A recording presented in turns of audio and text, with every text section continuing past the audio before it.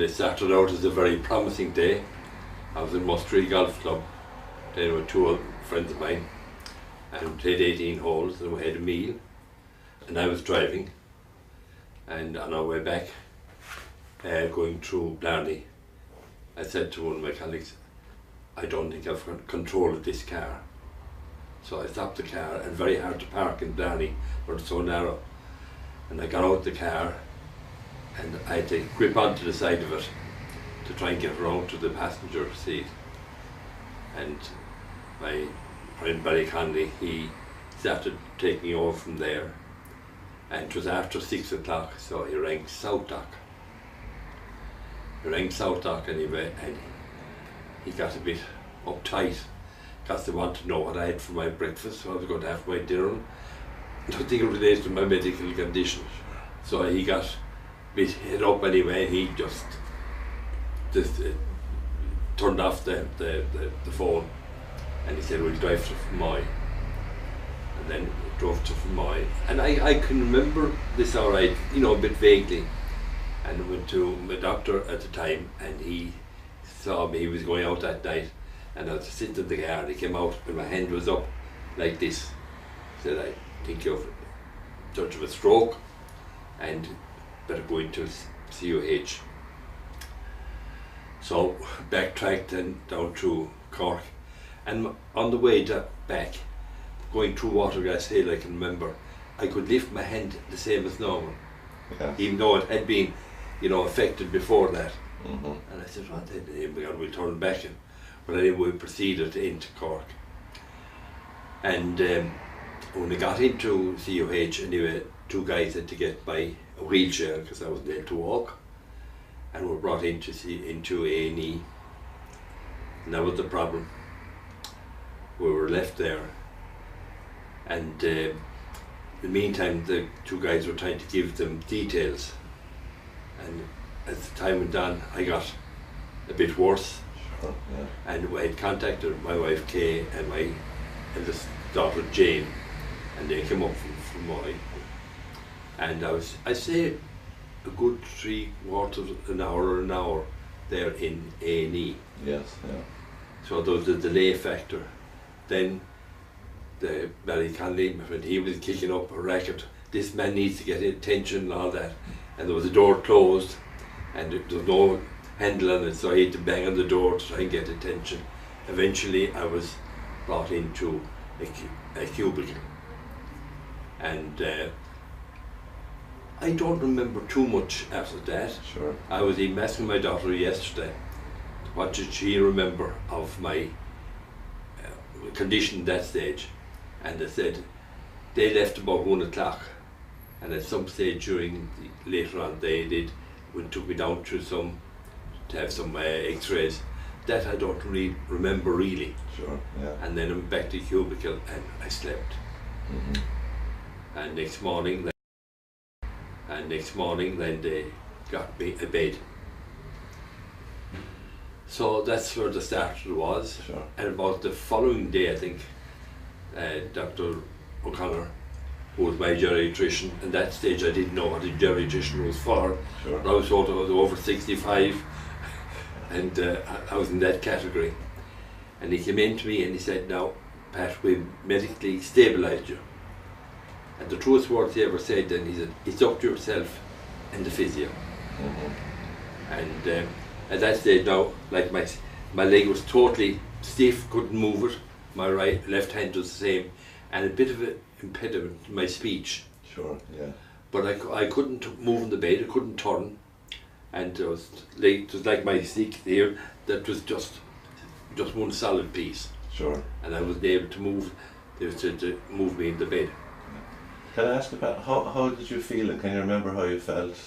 Well, I suppose things go through your mind. Sure, yeah. You're out playing golf one stage, Sure. and now you're lying in the bed, not knowing what's the future for you. You know? Sure. I spent 6 weeks there. Yes, yeah. And the physio, I used to have it in the morning, just before lunch, just over the window. I had no control over, but they were trying to get me to move back and forth to get some movement in my legs. Yes. And then after lunch, I'd go out there to the downstairs to the gym, and I'd have over an hour physio. And I had a marvellous physio. Yes. Yeah. She was great. Yeah. And I can remember, you know, over time I was there for 6 weeks, but there were about 6 or 7 physios there. Mm-hmm. And the after lunch people would have to go down there. Next thing you would hear, Mr. Murphy won't come down today, he's not feeling okay now to it. Mr. McCarthy, yeah, he won't be there either. And you could see in the physios their frustration. Yes. They were there to help. Yes. But I was there every day. Yeah. And Sinead was my physio, and she'd say, "No, Pat, you're after doing a good bit of work." At that stage, a very little movement, maybe on the bench. And she said, "You want to take a rest?" No, I said, "We'll do a bit more. We'll keep going." Yeah. You know, and that attitude, I say, was important. Yeah. In recovery, you have to be very positive. And I've always said this to the students when I talk to them. Yeah. That was very important, to try and get the person in the right mood to undertake this ordeal ahead. Yeah. Okay, so you didn't skip any of the sessions, so? No, I didn't. Yeah. Good for you. Yeah. And it involved a whole lot of things, like trying to get movement and walking, and from the wheelchair to slide onto the bench and that. And ultimately what we're trying to do is trying to say, how would you get out from a wheelchair into a chair? This was now maybe well into the 3rd or 4th week. Sure. And they got me to transfer anyway onto the bench and that. And then a stage came, then the physio said to, "Well, Kay, bring your car up to the back of the CUH and try and see how you getting in and out of the car."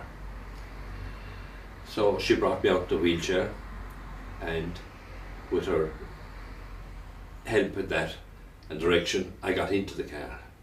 Then I got out again. Mm-hmm. Then she said to Kay, my wife, "Now, can you get him to go in and into the car?" Because she would normally be doing it later on. So we succeeded in getting in.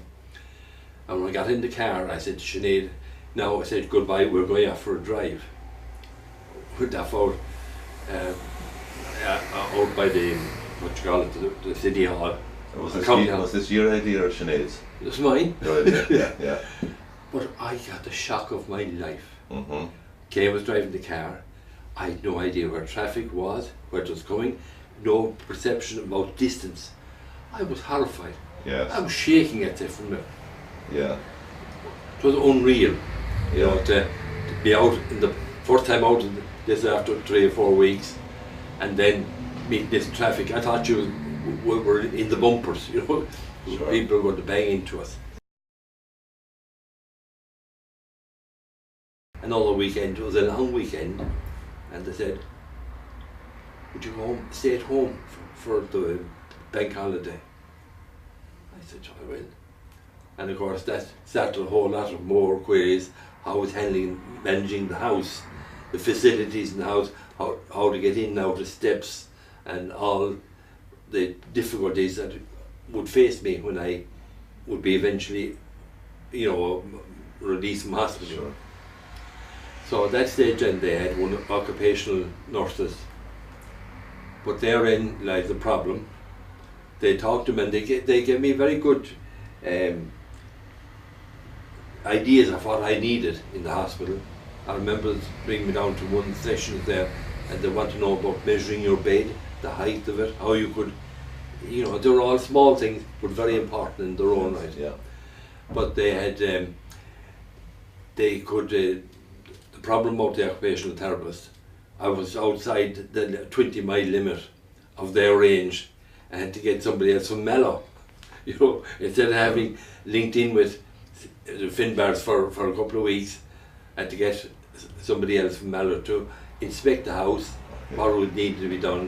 Now, in fairness, the girl in Mallow was top class, you know, but there was this break, you know, you didn't have the continuity, which would be fairly important, because you build up a certain amount of confidence with people, Yes. Yeah. you know, that you've been dealing with, and you respect their views in that as well. Sure. Yeah. Eventually, after 3 months, that was 6 months of COH and 6 months of Finbars, I was released. And I remember being at home after a day and we didn't have a shower. And the shower head was like that. My son would give me a hand to have the shower. But of course, your confidence, all of a sudden, I did grip something and cut the shower and pulled the whole thing down, you know. Sure, yeah.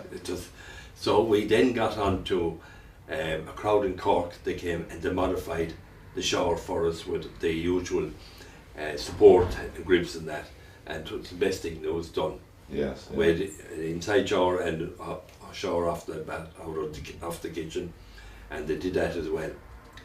So very important that will be put in place before the actual person comes home. Sure. Out of the blue, said, Pat, would you like to drive again? I said, Mike, what are you joking me? I mean, trying to put my leg under me. And he said, leave it with me. And he got on to an occupational therapist in CUH who I met early on when I had a speech in the middle of the forum, you know, after the stroke. And she put me through a whole series of tests. There was a whole lot of blocks thrown out on the table, and there was a model made, and I had to replicate that and put it together again. So I did nearly 99% anyway, and I had to do drawings, and that hand was totally useless. Sure. And tried to do my left hand, I can't draw anyway. Sure. But it was all part of the assessment of cognitive abilities at that stage. And she said, "You're okay." And then the great thing about it in CUH, they had linked up with driving instructors and a person who specialised in disabled drivers. So he came out to my house and sat down, talked to me, and I said, nice, lovely day in fact. And he was obviously observing me while he was talking. And then he said after about half an hour, "You know, Pat, we'll go for a drive, it's a nice day." I said, "That'll be grand." I opened the door, walked out the door anyway, but he said, "You're driving." So I got into the car and had a left-hand accelerator, and obviously he had another brake on his side in case I do any disaster. Yeah. But I went outside our own house in Dundee Road, and down the street there was a garbage truck. And I said, "What in the name of God is that here today?" You know, why should be in the way? Because I found it very difficult to get the comprehension of distance and all that. So I negotiated that. I went out then further on the road, out more in the countryside, and there was a cattle truck parked. And I had to negotiate around that. And then we drove another bit around and got back home. And that was fine, it was an achievement. Even at your own clinic here, there's 2 parking spots outside. The bane of my life is when I arrive, I don't mind people who are disabled parking there, but when people park in these disabilities.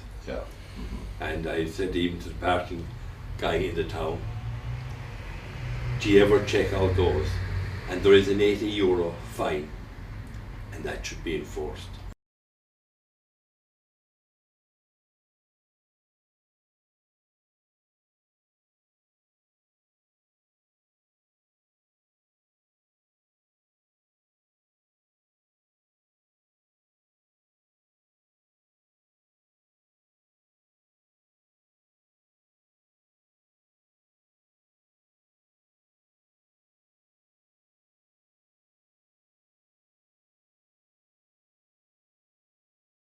You can't do this, you can't do that. You know, that disrupts the family. So I would say that I try and do as much as I can for myself. Sure. Accept help when I need it.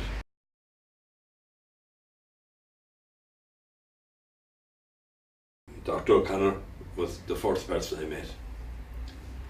And he did enormous reassurance, help and support, explained everything that had happened and that I had to go through this process and that. And he, at every stage along the line, he was very supportive. So he explained things to you? He did, yeah. And then, when after that, then I went yourself and referred me to Peter Carney, and I had this murmur in my heart and that, and if I thought he did a superb job, very assuring, very calm, explained everything. Yes, yeah. And even when you go into him and you had to check up like that, he would actually record on tape recorder for report for you back, Sure, yeah. and everything he was going to say to you, my wife and I heard that as well. You Sure, know, yeah. so there was no hidden agendas. Yeah. And that's reassuring as well. That Yeah. you know what is he didn't tell me. Yeah. There must be something there. So that was all. So there's none of that kind of None stuff. of- Yeah. none of So that, it's yeah. crystal clear. Very clear, communication. yeah. Yeah. So I've been That's very interesting. fortunate. That's Yeah. it. What advice would you give student doctors or junior doctors? Listen. Yeah. And I meet medical students Yes. in your own clinic every year usually, Yeah. and they find it very beneficial. I just talk naturally, Yeah. and you see they can read out the textbook, the condition, Yeah. but the human side of it, Yeah. you know, that's very important that they understand that, Yes. Yeah. because patients aren't robots, they are people, Sure. Yeah. Yeah. and people have different reactions. I might be positive, the next guy could be totally negative. Yeah. How you deal with those situations, very important for them. Yeah. The clinical part of medicine is important, but the relationship with the patient is very important. Yeah. And I've been very fortunate to touch it with all the medical people I've dealt with, Yeah. and the physios and nurses. Yeah. They've been absolutely superb. Yeah. Yeah.